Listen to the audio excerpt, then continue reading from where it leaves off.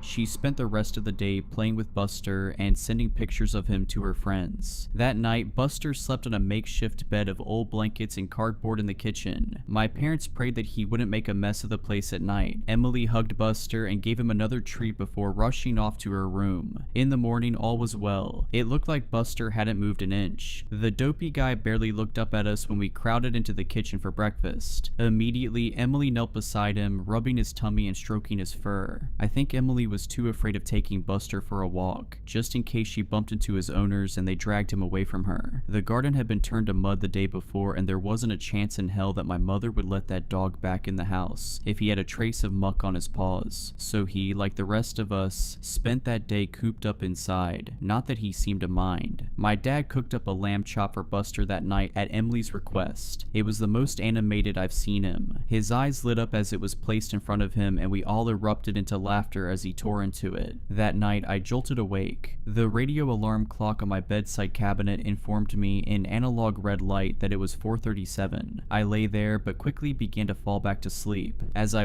could have sworn I heard something moving around in the hallway. I assumed it was my dad stumbling to the bathroom in a drunken stupor, and for the second time that night, sleep took me. I spent most of the next day hanging out with friends around town. We rode our bikes, threw stones at the windows of the old house on Mill Street, and dared each other to shoplift from the local off-brand gas station. I made off with a packet of apple-flavored chewing gum. When I came home, things felt different, hostile. I didn't want to ask what happened, but before I could slink off to my room, my mother told me Emily had accidentally knocked over my grandfather's urn while playing with Buster in the front room. I suppressed a chuckle at the thought of how much trouble she'd be getting in. Mature of me, I know. That evening there was silence around the dinner table, broken only by Buster's whining. I woke up again that night. This time I swung myself out of bed. My mouth was dry and my breath left a stale taste at the back of my throat. I wandered downstairs to the kitchen to get a glass of water. I tried to be as silent as possible, not wanting to disturb the sleeping dog. Buster slept soundly in his little bed, and I knew a freight train going past wouldn't wake him. I poured a glass of water and drank it in a continuous gulp. Then an idea came to me. I crouched by the cabinet my dad kept his whiskey in. I opened it, trying not to let the hinges creak. I picked out a bottle and stood up. I gently unscrewed the cap and took a sip. I coughed and choked and spluttered. As I went for another sip, I heard movement upstairs. I knew my father would kill me if he caught me drinking. I hastily put the cap back on and placed it back in the cupboard. I speed walked out the kitchen, desperate not to make a noise. Just before I began ascending the stairs, I heard the door to my parents' room open. I quickly turned around and hid in the living room. I heard my father walk down the stairs and into the kitchen. My heart was beating like a tribal drum as I hurried out of the living room, and I stepped agonizingly loudly up each creaky step back to my bedroom. I thought I had made it, but just as I was pushing my bedroom door open, I heard a voice behind me. It was my father. He'd popped his head out of his bedroom. He asked if it was me moving around. I told him that I'd just gone downstairs to get a glass of water. He told me to keep it down, and before he retreated back into the darkness of his room, I saw my mother stirring in the bed behind him. He closed the door. That morning I woke up with a migraine. Nothing too major, but it was a drawback from what would have otherwise been a great day. My sister was at some dance club, my mother was visiting the solicitor in town, and my father had gone golfing. On this rare occasion, I had the house to myself.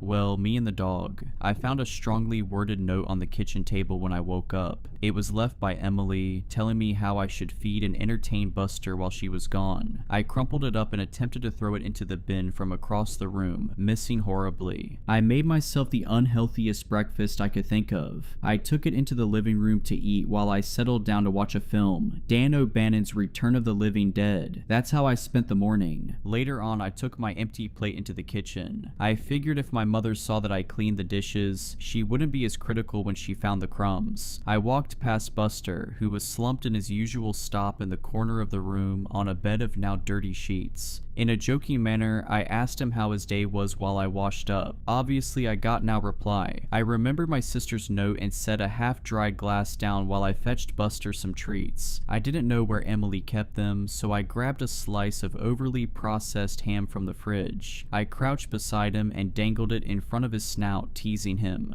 There was no response, no slow opening of the eyelids, no methodic wag of the tail. There were no signs of life at all. I gasped and put my hand on his stomach, trying to feel it rise with his breath or a heartbeat, anything. To my horror, his abdomen began to compress when I did, like a limp, deflating balloon. He felt hollow, empty. I scrambled to my feet and stumbled backwards. As I put my hand on the counter, I knocked over a glass. It shattered on the kitchen floor, but Buster didn't so much as flinch. I panicked and ran up to my room. I took my phone from my bedside cabinet and hastily rang my mother. It rang for a brief moment before she picked up. I managed to stutter out that there was something wrong with the dog, that it was an emergency. She assured me that she had just picked up Emily and would be home in 10 minutes, and with that she hung up. I set my phone down and paced around the room. As I was thinking, I heard a noise coming from the first floor. It sounded like someone moving around. I assumed it was my mother, home earlier than she estimated. I made my way downstairs to greet her, hurrying over the creaking steps. There was no one. The door was still locked, and I, as far as I knew, was alone in the house. I heard the now familiar wag of Buster's tail as he came bounding up to me from the hall. I looked at him puzzled as he nestled his head into my leg. I I stroked him behind the ears as he mewed low. I then heard the equally familiar jangling of keys as the front door was unlocked. My mother stepped inside, pumping her umbrella. Emily, who was close beside her, ran to Buster and dropped to her knees as soon as she saw him. She hugged him tight and whispered in his flea-bitten ear. I could see her eyes were red, raw from crying. My mother asked me what the big emergency was, and I paused before answering. I explained that he had been unresponsive, but he seems fine now. My mother let out a long, drawn-out sigh as she made her way past us and into the kitchen. She called my name, frustrated, when she saw the broken shards of glass on the kitchen floor. I had forgotten about that. Emily spent the rest of the day in her room with the dog. At dinner, neither me or my mother mentioned anything about Buster's false alarm. We just let my dad witter on about improving his backswing, whatever that meant. For the third night in a row, I jolted awake in the small hours of the morning. I groaned at the abrupt ending of a good dream, tossing and turning until I found a comfy position.